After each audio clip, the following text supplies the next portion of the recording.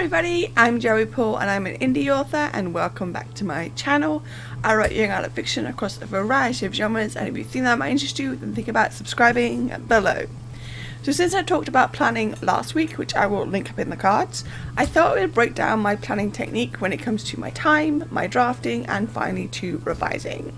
So let me just jump right to it. Number 1, planning my time technique.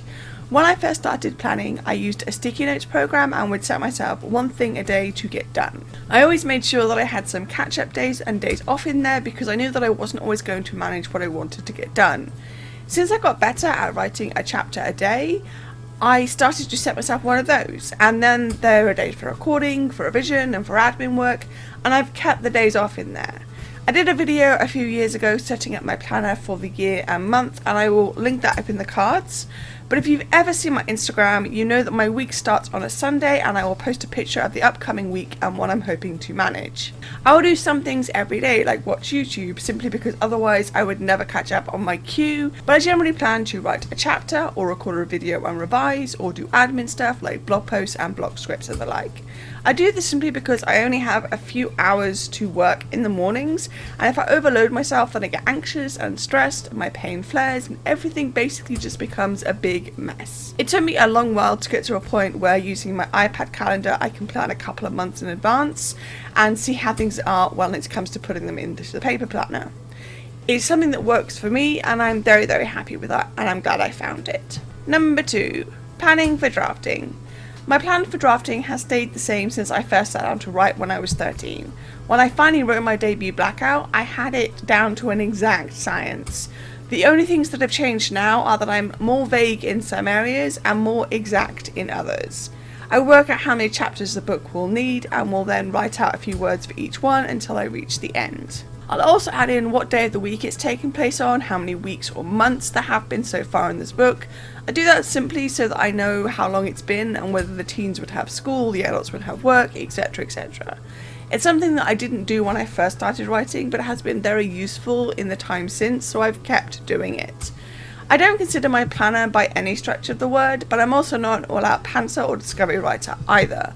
I will often go off plan and move things around without changing my chapter plan, and while it's something that works for me, I'd be remiss if I didn't mention that it obviously has an effect when it comes to revising. I've drafted over 40 books at this point, and my process has become more refined, but stays pretty much the same.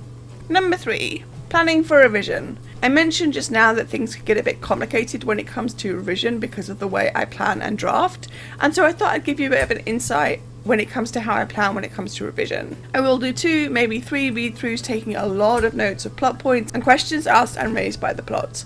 I will also note down character dynamics and whether or not their arc moves in certain chapters or not. I'll go through and make a whole bunch of notes, and then I'll get out the scene cards. I say get out, they're an app I use because handwriting things makes it next to impossible for me. Anyway, I'll make notes of what needs to stay, what questions need to be answered, what beats I need to hit and when, and if there are any chapters need to be moved, deleted or rewritten entirely. It's a process that's always changing because every book is in different shape when it comes to revising it, and it's something that while I always make the plan, sometimes it takes me a fair few read-throughs to get to the point where I'm happy with the plan. Once I am, then I start to make the massive changes and move on through the drafts. This can take me a long time, anywhere from a few months to a year or more, but it really just does depend on what shape the book is in when I get it and how it's going to move going forward. So there we go, those are basically my 3 planning techniques. You'll notice that I spend more time planning my time and planning my revision than I generally do planning for drafting.